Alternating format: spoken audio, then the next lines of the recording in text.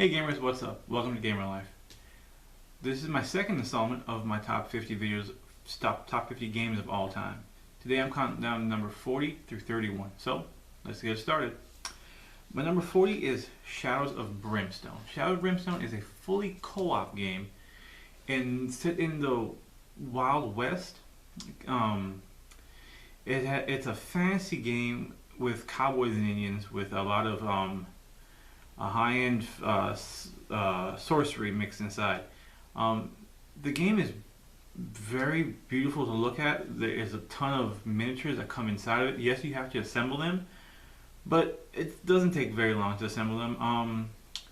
In my opinion, Shadows of Brimstone is what Myth should have been. It's a very fleshed out dungeon romp in a fantasy western setting. It is very fiddly. It's probably my most fiddliest game that I do enjoy playing. But it's a one hell of a good game. So that's why it's my number 40, Shadow of Brimstone.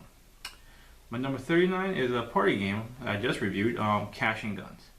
Cashing Guns is quite fun because you're pointing these plastic guns at everybody. And you don't know if they're bluffing, if they're going to shoot you or if they're not going to shoot you. But it's one hell of a good time because it's just straight up bluffing and calling people out. And sometimes you get 2 or 3 people pointing at one person, and it's really funny. So that's my number 39, Cashing Guns. My number 38 is a very heavy thematic co-op game called Robinson Crusoe. Robinson Crusoe's theme is you're all stranded on a desert island trying to accomplish whatever goal there is for that particular game. And the theme really shines through the gameplay. You do feel like you're on a desert island and you have to work together to accomplish the goals. There isn't, unlike other games where there is a alpha player, there is not one in this game because there's so much stuff going on. You have to build up the palisades, you have to build up the tent so you don't have to sleep in the night air. There's so much stuff going on inside that game that you have to work together because there's a limited number of actions and so much stuff going on. The theme is great, the components are great, it's excellent gameplay. So I highly recommend it. My number 38, Robinson Crusoe. My number 37 is one of the oldest games in my collection. I've had it since it first came out and now it's being reprinted again. That's El Grande. El Grande does kind of show its age.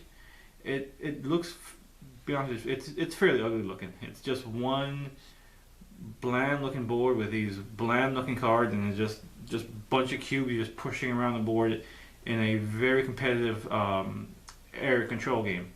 But it has excellent gameplay and how you are pushing your other people's cubes out of the provinces. And you don't know how many cubes they have inside the Castillo because it's this big black rectangle thing on the board, and it's very good. It's just cube pushing and point farming. You know, pure Euro, but it's an excellent game, and there's a reason why it stood the test of time. That even when I bought it almost 10 years ago, that they're going to reprint it again for the 20th edition. Shows you that it's a very good game. So that's my number 37, El Grande. My number 38 is also one of my another old game that I have in my collection called Formula D. Formula D is pretty much a very simplistic racing game with a roll and move mechanic.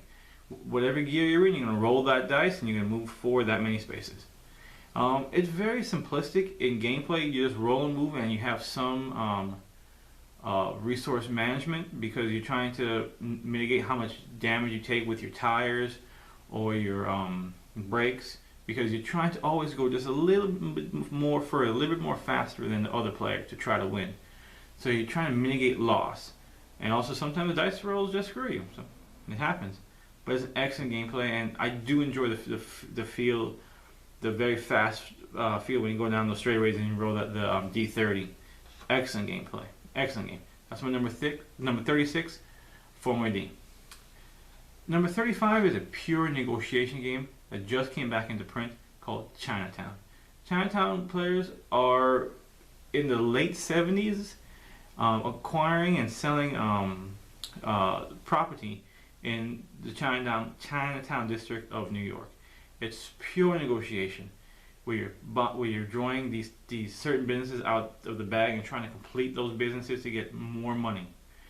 And it's very cutthroat negotiation. And sometimes, if you're not very good at negotiation, then this game may not be for you. But if you enjoy good negotiation games, this is one of the finest.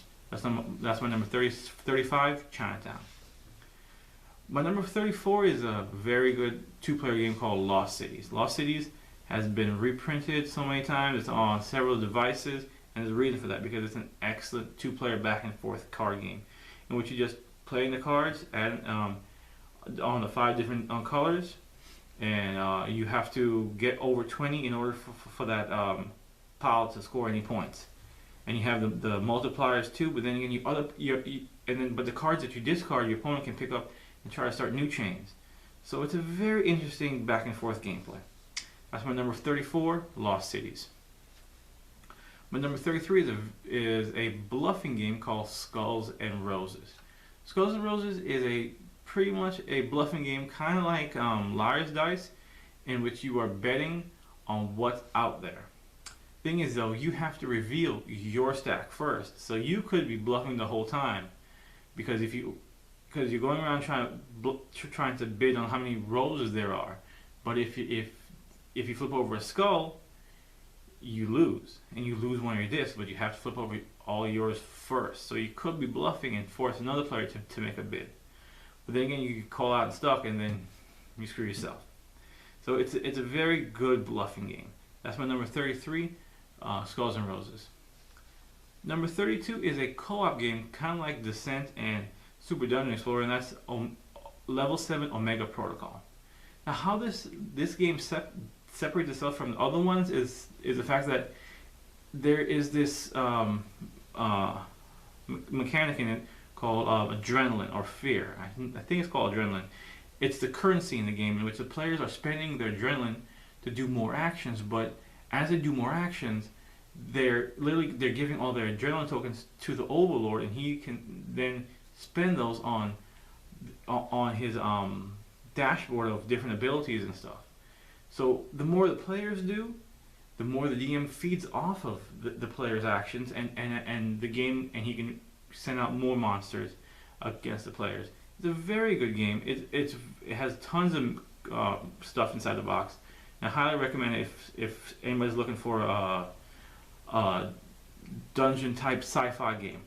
So that's my number 32, Level 7 Omega Protocol.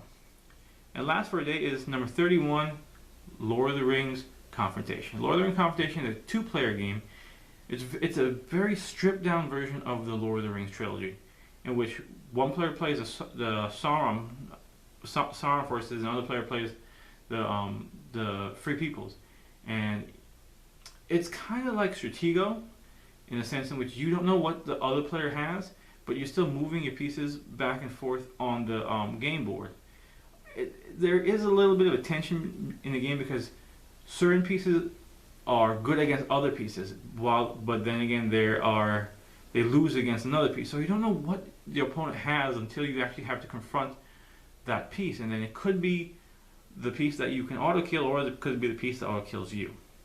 But it's an excellent gameplay. I highly recommend it. That's my number 31, Lord of the Rings Confrontation. So that wraps up this episode of my top 50 games of all time. Please come back and check out my other videos as I count down my way to my number 1. Thank you and have a nice day.